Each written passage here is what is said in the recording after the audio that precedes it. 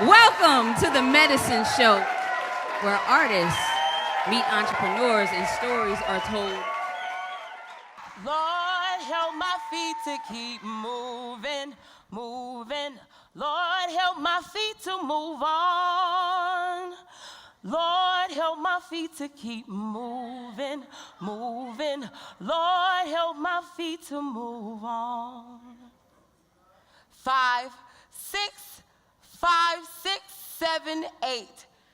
In the beginning, there was a house and a dream. And in that house, there was a living room just big enough for a faithful few who only paid $5 every week to see what it was like to make their own bodies feel like living things. And in that house, there was a kitchen just big enough to nourish those same dancing bodies. And just like that, as if the floorboards grew into roots from a tree, a family emerged. And its branches grew until one class turned into two, and two into four, and four into a chance meeting with a psychic who said, "Get ready for the opening of brand new doors," and four turned into 10, until that house could no longer contain the feet of all the family it had reached birth.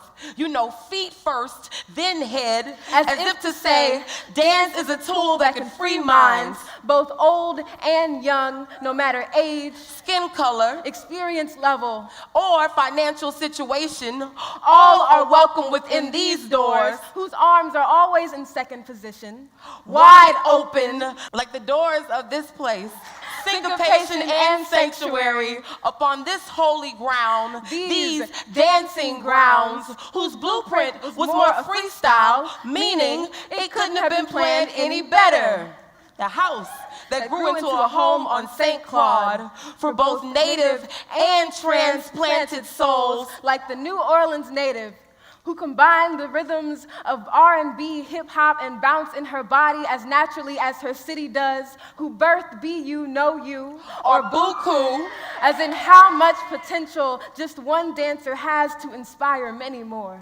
Or like the Ninth Ward girl who teaches people how to center themselves and find their own peace through yoga, even when others try to gentrify it in a way that her own neighborhood has never been allowed to. Or the guy from Kentucky who started an all-boys dance crew because black boys dance too, and they do it with unstoppable swag. Black boys who got more joy in their feet than fear.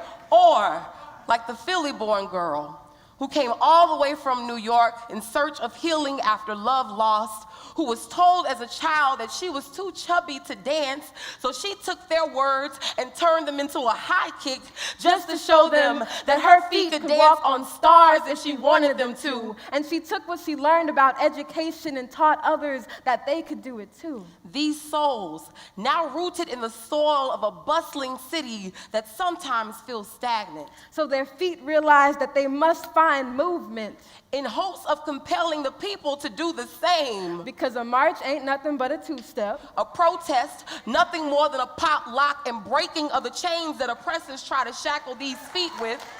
A revolution, nothing but a head spin.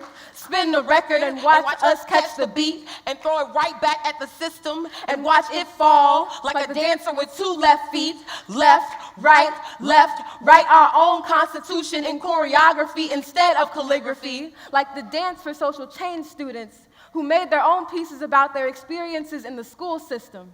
Living proof that even when this world tries to silence your story, you can still tell your story in silence.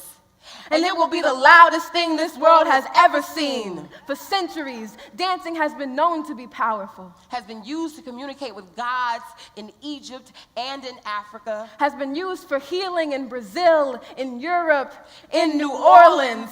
To dance is to communicate with your own body. It's to use that same body to heal yourself and others. See, some may see dancing grounds as simply a building, when in actuality, it is less noun and more verb. Dancing grounds us in our bodies, the first homes we will ever know, grounds us when life feels like tornado trying to make us fallen tree.